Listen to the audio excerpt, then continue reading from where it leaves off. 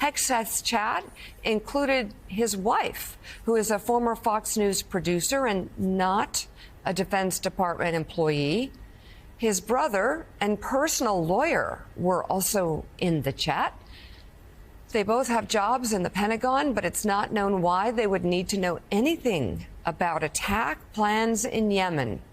In a statement, the chief Pentagon spokesperson denied any classified information was shared in either of the Signal chats. It is over for Pete Hegseth after a second Signal scandal broke, with more potentially on the way. His staffers turning against him in reports from inside the White House, saying top Trump aides want Pete Hegseth gone.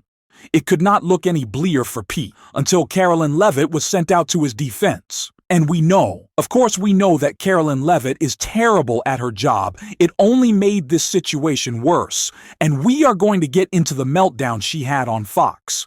But before we do, if I could quickly ask you to leave a like on this video, and if you haven't already, and you enjoy our channel, to hit that subscribe button. It goes a long way, and it really does mean a lot to me. Now, before we get into Carolyn Leavitt melting down, just for context and an update on all that's happened with Pete Hegseth, I'm going to check out a clip from MSNBC right here. Group chat about Yemen attack plans. National Security Advisor Mike Waltz has taken responsibility for creating that message chain.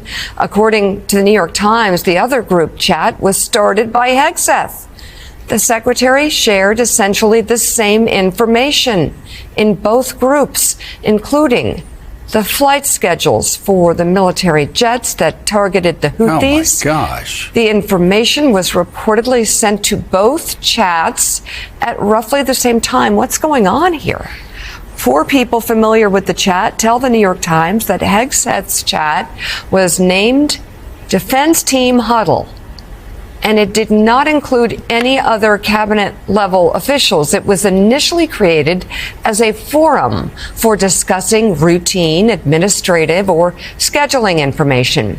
Sources tell the paper Hegseth did not usually discuss sensitive military operations. Hegseth's chat included his wife, who is a former Fox News producer and not a Defense Department employee. His brother and personal lawyer were also in the chat. They both have jobs in the Pentagon, but it's not known why they would need to know anything about attack plans in Yemen. In a statement, the chief Pentagon spokesperson denied any classified information was shared in either of the Signal chats. Let's bring in one of the reporters of that piece, New York Times reporter Greg Jaffe. Also with us, retired U.S. Army Lieutenant General Mark Hertling. His military career spans more than 3 decades of service, including as the commanding general of the U.S. Army Europe and the 7th Army. So we'll get to that in a moment. But first, Mr. Jaffe, more on your reporting. I almost felt like we were reporting on the first Signal scandal. It seems so similar. Tell us more about who he included in this chat and why perhaps this is the same thing happening all over again.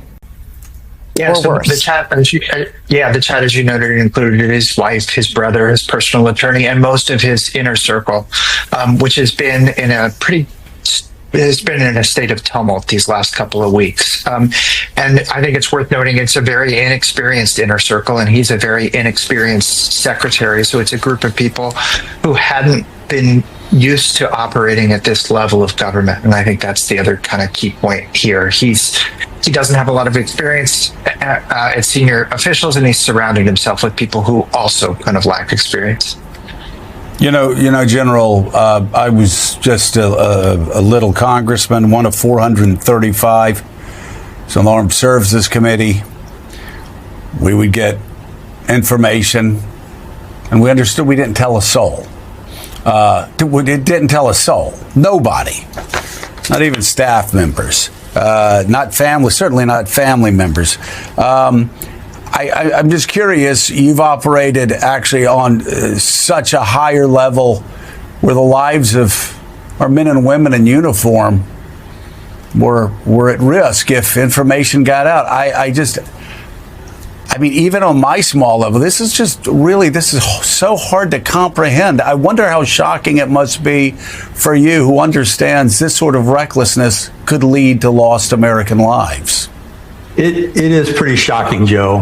What I'll say to you, yes, I've been given information from confidential all the way up to top secret code word.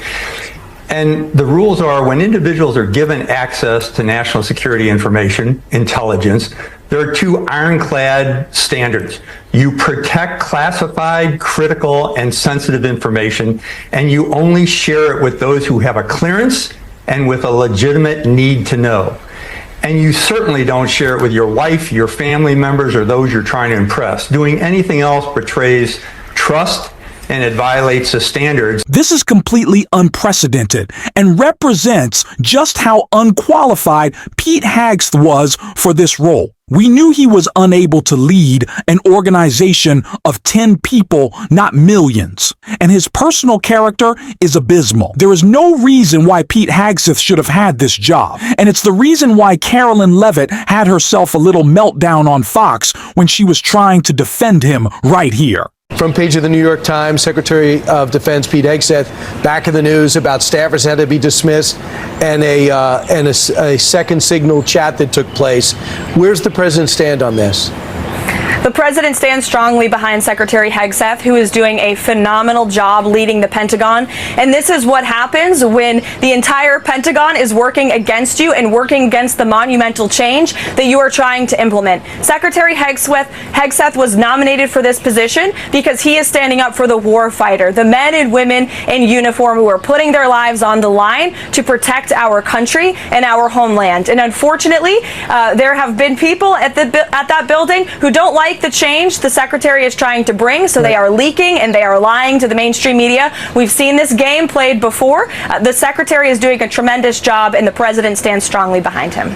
So it's the people who Pete Hegseth personally installed at the Pentagon who are turning against him for the actions he wants to take. And they were on board with everyone who has publicly come out against Pete Hegseth at the Pentagon has made it incredibly clear that they still support the Trump administration. This is strictly having to do with Hegseth. It's not that they're anti-MAGA or that they're, the deep state. No, they just see Pete Hegseth as a complete joke, and they know that he is terrible at this job. He keeps texting people war plans. How is this even a conversation? The man is a complete embarrassment. And as this scandal was breaking last night, Pete Hegseth wasn't drawing up his resignation letter. He wasn't coming up with a response, he was posting. Take a look at what he tweeted last night. Pete Hegseth responded to the official Democrats account that wrote, "Hegseth needs to go by saying your agenda is illegals, trans, and DEI, all of which are no longer allowed at DOD."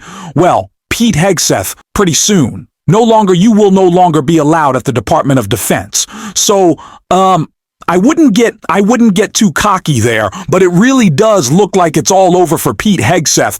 And of course it should be. It should have been last Signalgate. I don't know why we needed Signalgate Part 2. He never should have been allowed to hold this position, the DUI hire that he is. And we talked about this in a previous video, how, Republicans think that tattoos are justification enough to ship people off to El Salvador. But Pete Hegseth Islamophobic tattoos were not any barrier to allowing him to be Secretary of Defense. It is completely insane, but now is a time that we are going to see Republicans across Congress who are really scared to call for Pete Hegseth's resignation, which they should be intimidated by MAGA or those in the Trump White House who do want Pete Hegseth to stay. And we cannot allow that to happen. We cannot allow the fear to persist here. We have to make sure that the thing that we should really veer for our safety with Pete Hegseth as Secretary of Defense is what is the main focus. And Jen Psaki talked all about that in a really important clip that I want to take a look at right here. Some real fight from Democratic lawmakers. That's good. We're seeing institutions stand up to Donald Trump. That's definitely good.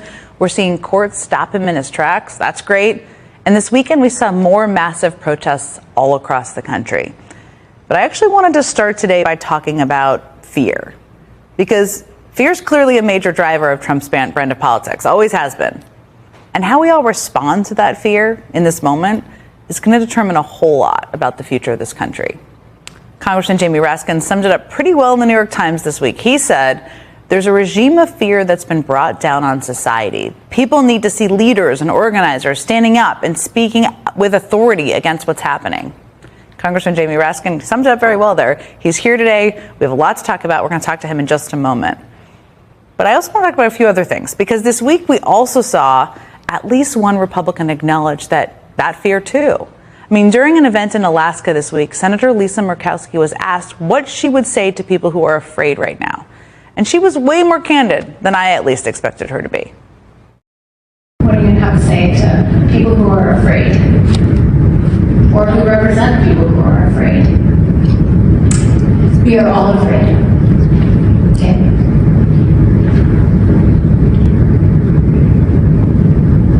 It's quite a statement. But we are, we're in a time and a place where I don't know, I certainly have not been here before. And I'll tell you, I'm oftentimes very anxious myself about using my voice,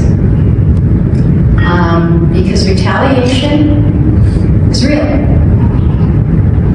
and that's not right.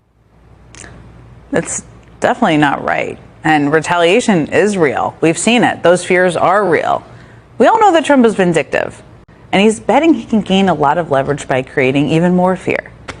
But at the same time, we've already seen that giving in to his demands gets you absolutely nowhere. I mean, when law firms cave, the demands don't stop. The firms that struck deals with Trump are now learning that the White House will effectively be choosing their pro bono clients for them. And when universities cave, the demands don't stop either. Columbia's deal with Trump might now include a court decree giving the White House control over the university's management. And when media outlets cave, the demands definitely don't stop. I mean, Paramount entered into settlement talks with Trump over a frivolous lawsuit, and Trump still pushed the FCC to revoke CBS's broadcast license. Point is this: capitulating to Trump won't save you. You'll just be targeted again and again. Because when you give in to Trump's demands, you're just sending the message his threats and tactics work. You're not putting the episode behind you. You're just inviting more demands. That's how mob bosses work. And remember, fear is what Donald Trump sees as his most effective tool. I mean, in some ways, it's his only tool. Fear of retribution and fear of him weaponizing the powers of his office is basically what he relies on. And he's obviously relying on it to use that office in ways we've never seen before. I mean, he's trying to use the IRS, of all places, to target the nonprofit status of universities, which is the goal of making all nonprofit groups afraid of continuing the work that they are doing. He's trying to use immigration powers to make any non-citizen fear that he could change their legal status and force them out of the country at a moment's notice. Trump is using his office to instill fear in every single way he can. And he's doing it in a way that he thinks, at least, is politically smart. He thinks it is. He's trying to lure his political opponents into making this about just defending elite institutions like Harvard or big city law firms nobody's ever heard of. He's spreading lies about Kilmar Abrego Garcia, daring people to defend him personally rather than defending the rights he's been denied. And on the issue of Garcia specifically, some Democrats have said it's a distraction from the economic calamity he's caused. Some have said Kilmar Abrego Garcia is an imperfect hero for this issue. I don't think we always need to be talking about the politics of the moment, thinking about the politics of the moment. And I know that's difficult coming out of an election loss, but when we frame everything in this time in which we're fighting back against a literal fascist through the political lens, it just rings a little hollow. We should be fighting because it is the right fight, because it is the important fight, because it is the necessary fight, not because it's the one that tests the best. If we really do believe and we do the threat that is coming out of the Trump administration, we shouldn't need any instruction on how to fight it. We should just go out and fight it. And that is what we're going to be doing, certainly on this show every single day. And we're going to be calling for elected leaders to do the same. And if you want to support that, as always, you can hit that subscribe button, leave a like on this video. And if you stuck around to the end, drop a blue heart in the comments. And until next time, I'll see you soon.